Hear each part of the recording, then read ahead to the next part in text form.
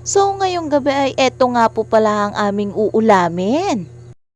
Bumili na rin nga po pala ako ng 140 na bangos na aming lulutuin sa hapunan. Habang nakasala nga si bangos ay nagready na nga ako ng panghimagas na aming kakainin. Nakakatuwa lang guys na kahit na nakabalot lamang siya sa dyaryo ay talagang masarap na masarap pa patamis ang hinog.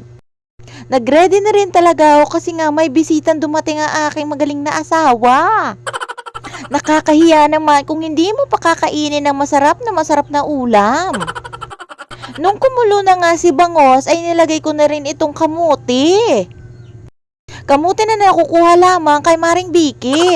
At nang matapos nga kumulo ay humanda na nga akong gayat-gayatin itong mangga na piniko na amin namang dessert lang sa gabi. Sa mga nagtatanong kung bakit o paano ko nagagayat ito ay aba, ito na yung request nyo. Dinadaganan ko lang si mangga hanggang sa malamog. Hoy! Para nga magayat ko itong si mangga ay dinadaganan ko laang sa bawat pisngi. Nung natapos ko na nga siyang gayatin ay pinasalansan ko na nga at nang makita nyo ay sobrang ganda nga ng pagkakasalansan. 3 years after nga ay naluto na rin si bangus at talagang mapapasarap na naman talaga ang aming hapagkainan ngayong gabi.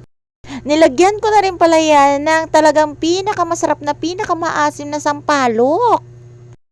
Sinamahan ko na ng sibuyas, bawang, paminta, sinigang sa sampalok, asin, at syempre tubig. Dahil nga 6 na piraso lang yung pagkakagayat ng bangos ay tag-iisa lang rin naman kami dito at hinati-hati ko. Binigyan ko na rin din si mama para share your blessings. Dahil nga luto-luto ang aking content ay napansin nga ni Jowa na parang lumalaki na daw ako. Bukod sa lumalaki ay sumasakit na rin ang ngipin ko. Kakakain ng kung ano-ano. So ngayong gabi nga po pala guys ay kumain na nga ho pala kami dito ng napakasarap na hapunan. Salamat nga po pala sa aking mga viewers. Bye bye, love you mama, chup chup.